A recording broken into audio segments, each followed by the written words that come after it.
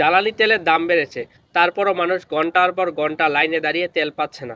এর কারণ কি? জ্বালানি তেলের সমস্যাটা আন্তর্জাতিক, কিন্তু বাংলাদেশ জ্বালানি তেল নিয়ে এত সমস্যায় পড়ার কথা ছিল না। বাংলাদেশের পলিসি মেকিং এ যারা রয়েছে তারা আমেরিকা এবং আমেরিকার মিত্রদেরকে খুশি করতে গিয়ে ইরান, মধ্যপ্রাচ্যে থাকা বিভিন্ন আমেরিকান ঘাঁটিতে হামলা চালিয়েছে।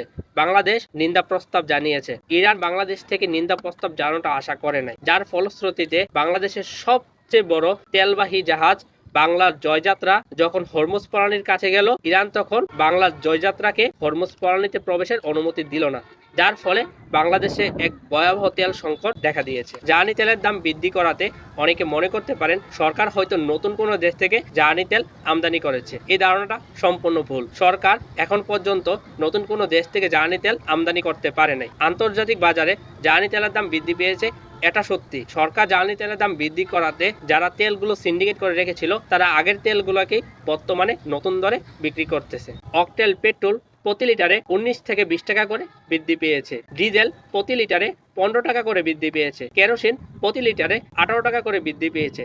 তারপরও মানুষ ঘন্টার পর ঘন্টা লাইনে দাঁড়িয়ে জ্বালানি তেল পাচ্ছে না, যার ফলশ্রুতিতে আমাদের ট্রান্সপোর্টেশনের সমস্যা হচ্ছে, আমাদের বিদ্যুৎ খাতে সমস্যা হচ্ছে। সরকার যদি নতুন করে তেল সংকট সমাধান না করতে পারে, আগামী 1 মাসের মধ্যে আমাদের গার্মেন্টস গুলো, আমাদের কারখানাগুলো পুরোপুরি বন্ধ হয়ে যাবে। হাজারো মানুষ তাদের কর্মসংস্থান হারাবে এবং শহর থেকে মানুষ গ্রামে চলে আসবে, এক ভয়াবহ রূপ ধারণ করবে।